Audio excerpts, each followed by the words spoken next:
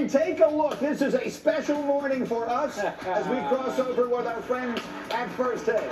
The one, the only, Stephen A. Smith is here with us live above the Heineken River Deck at Pier 17. Stephen A., I think, has a lot to say. How you doing, Rex? Oh, great. How you doing, Stephen, the great Stephen. I don't know if I'm doing as good as you, though. As we shout out, we have 4 magic words to lead off hour number 2, and they, of course, are how about them Cowboys? Let's do it. Sunday Night Football. Stephen A., take a look. We got the Eagles. We got the Cowboys. We got the showdown in the NFC East. Might have been the biggest game of the regular season. Late first quarter Eagles with a 4th and 4. Dan, how about it? Well, the Cowboys show their true colors. Penalties, which has been a story for the past couple of seasons. They jump off sides on 4th and 4, early first down. Stephen A., coaching mistakes from the Cowboys. Is that a surprise? It's not a surprise. We've been debating this for the last 3 years.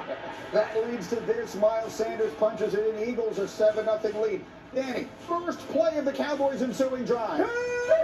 5-minute they play quarters coverage. Safety drives on the football. Great job of catching the interception. Eagles fans love it as Cooper Rush seems to crash down to earth. And then speaking of crashing, look at A.J. Brown. Man-to-man coverage. You put him on one side of the formation, bring him all the way across. Defender's got to run through a ton of traffic. Walk-in touchdown. Eagles up 14-0. Now, speaking of coaching mistakes, Rex, this is CeeDee Lamb on a 3rd and 9. Yeah. Looks like he gets 9 yards. He does get the first down. Are you kidding me? How do you not challenge that? They rule him short. He clearly has it. Mike McCarthy doesn't challenge it. Instead, he goes for it on 4th down, and this is what happened. Really good job by the Philadelphia Eagles defense to kind of staying home and then finding that football as it's floated a little bit behind the receiver. Stephen A., how does he not challenge that?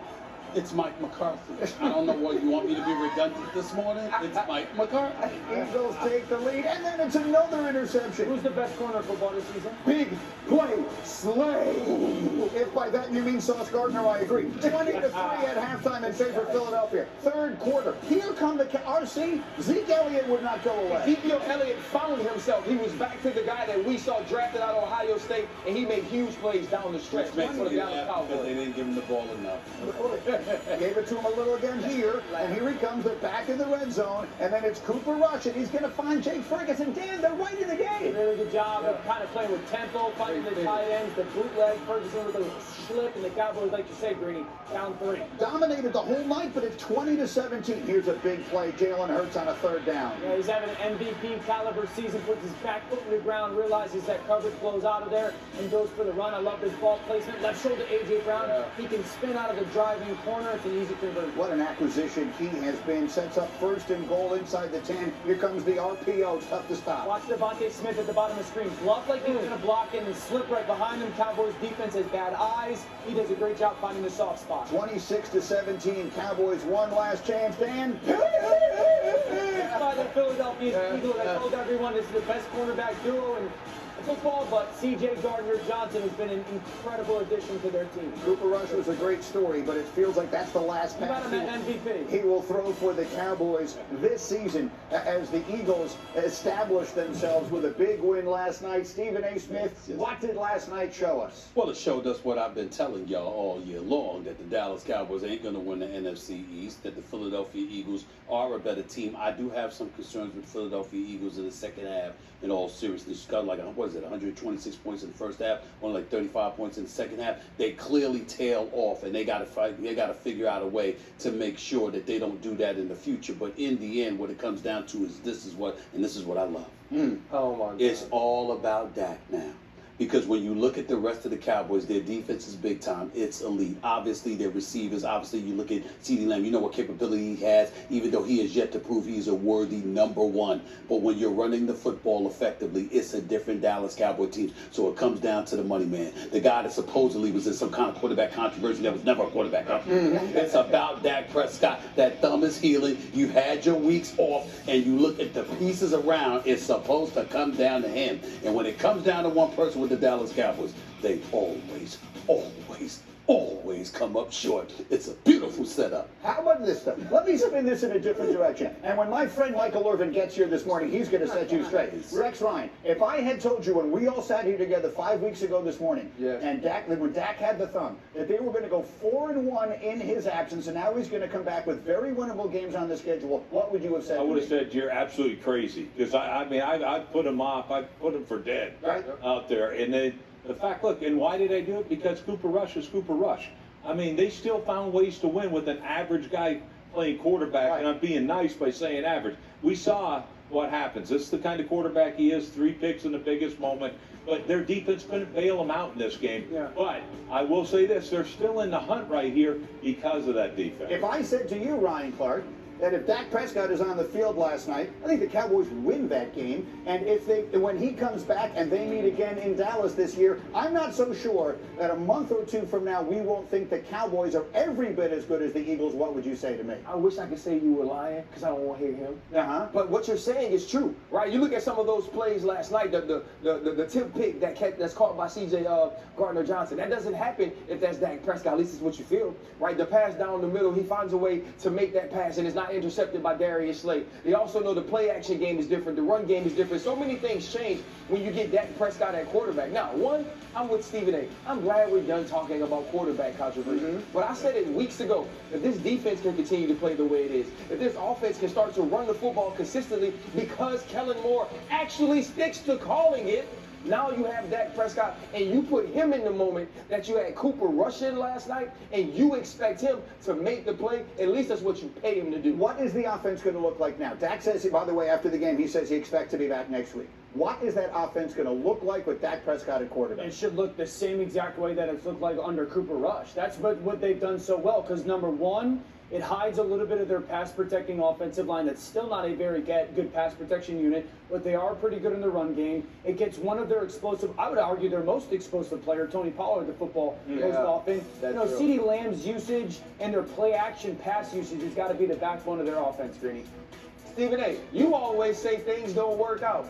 I actually disagree with you for the Dallas Cowboys. Right. Things worked out perfectly. You know why you don't play Dak Prescott in this game? Because you got a chance to lose it. So you don't want to put him out there, maybe lose the game. Now everybody in Dallas is screaming, oh, we want Cooper Rush. You don't have that no more. Cooper Rush goes out, he throws 3 picks. Now the whole world knows who he is. Dak Prescott slides right in to a ready-made team. Defense, run game. You want outside. the knight in shining armor. Jerry Jones did this perfectly. Now Dak shows up with a new thumb, all mechanically fixed, and takes him to the Super Bowl. Allow me to retort. Please. I reckon you're right. I reckon you're right. You know, this is the interesting part that's so funny because, see, I love how everybody get the chest out talking about the Dallas Cowboys. Y'all are not seeing it the way that I see it. First of all, mind yourself. Because you sat up there and said it wouldn't be any different if Dak Prescott was in there, right? I don't know about that. I don't know about that, Dan Orlovsky. No, I didn't say the game wouldn't have been. I said the offense should be no I said different. System. it should be, well, I got you. but it still should look a little bit different with Dak Prescott in Yeah. there. But here's the point that I wanted to get to that's just a beautiful thing. Because y'all gave it to me on a silver platter. Go. You see, they ran the football, right? So we're talking about Tony Pollard, right? Even though Ezekiel Elliott had a good night. You're looking at the defense, Micah Parsons, DeMarcus Lawrence, the crew. I mean, they had a good night. We saw they started rough, but they had a good night. So then we come down to back Dak Prescott. And what are we talking about with the Cowboys? Talking about egos. We got to take all of this into consideration. You can't just look at it on the football field. You got to look at the egos. You got the owner that wants the spotlight. You got the players. Okay, Dak Prescott's getting this money. Okay, well, I got to go back and show that they don't miss Cooper Rush. The brother won 4 straight before he lost last night. Okay, but I'm back now. It's supposed to be a little bit different. Oh, Ezekiel Elliott, I'm not tailing off after all. See if you give me the ball more. I'll be all right. Tony Pollard, yeah, you deserve more, but damn it, so do I. Guess what? I can be an every down back too. Oh, yeah. CeeDee Lamb, yeah, I am a number 1. I'm not a number 2. You see what I'm saying? This is a question. And what has been the downfall of the Dallas Cowboys? There is always something that gets in the way. This is why I said black cats run around that franchise. This is why I said just be patient, just wait. All of these nuggets that y'all are giving me, y'all see elite. I see dissension.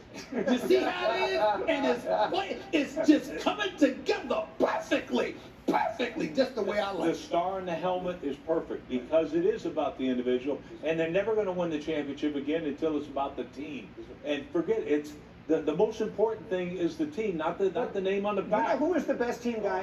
You know who is genuinely the best team guy in that entire building is the quarterback who was coming I back. agree. Dak Absolutely. Prescott has never done Michael anything. Parsons- And when we said, And Parsons Michael Parsons last night, says too. on the Pivot Friday, he said it though. He said Dak Prescott's been the first person in the building. He's been the last person out. Oh. He's been at every single meeting. Oh. He's been at every practice. He said he stays extra Right. to watch film Wow. with Cooper Rush. Wow. What he's I'm saying so is touched. he's the ultimate team guy. I'm so touched. I know he That does quarterback. that. Listen, Yeah. listen. Tom Brady going away.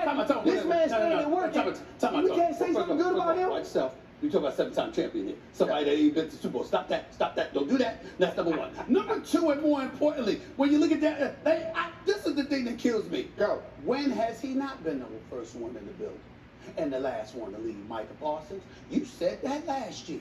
Okay? The fact of the matter is, since you've been there, that's the way he's been. Before you got there, they were saying that about Dak Prescott. Where's he gotten? It may not have gotten them out of the first round of the playoffs last year, but it does mean they're plugging an elite quarterback back into a team that has gone 4-0 Did you just say elite? last I night. don't. Wait. I didn't hear that. I didn't hear elite from anybody else. I've been listening to football aficionados for quite some time. I didn't hear anybody say elite. I heard very good, and I understand that it's you because you're a Jets fan, so I understand you will look at him as elite. But my point is that some people wouldn't. He's no Zach That's Wilson, fair. but I will say this. Is Dak Prescott one of the 10 best quarterbacks in the NFL? 12. But here's what I would tell you is, if we're going to sit here and say this is all about ego and whatnot, or how, that's exactly what they've learned over the last 4 or 5 weeks. And we've said that constantly. Take that The out. Cowboys are more than just Dak And you have faith. Prescott. And I just want you on the record. You have faith that those issues from the past My involving the biggest- ego, they've been eradicated over the last 5 weeks. Is that what you're saying? No, my biggest concern if I'm the Cowboys, honestly, is that my defense is solely built on Micah Parsons being a game wrecker, and I think teams are figuring out how to take him out of the football game. They have in the next 3 weeks. They have the Lions, the Bears, and the Packers, who are suddenly struggling. They are not your father's They went Packers. to the next 3 games. They're going to win all 3 of their next 3 games. And when my buddy Michael Irvin gets here in a few minutes, Stephen Well, A., figure looking he's at- going to tell you that. Here he comes. Hey, Michael really? Irvin will Did that be here work? shortly. But first, we're going to talk about the statement game in the AFC yesterday. Josh Allen and the Bills finally scaling Mount Mahomes to reach the summit of the AFC standings. Does the road to the Super Bowl now go through Buffalo? We're talking about it. And again, more on the Eagles' big win last night. Michael Irvin's on his way. He will join us as a special crossover edition of Get Up Rolls On. But first, it is a tradition unlike any other. It's Rex head-to-head with Hembo. Here we go. Rich visiting quarterback has the most career regular season wins at Arrowhead Stadium? That's the question. The answer's next. Get Up on ESPN. Listen up. We got a problem. A lot of you are skipping.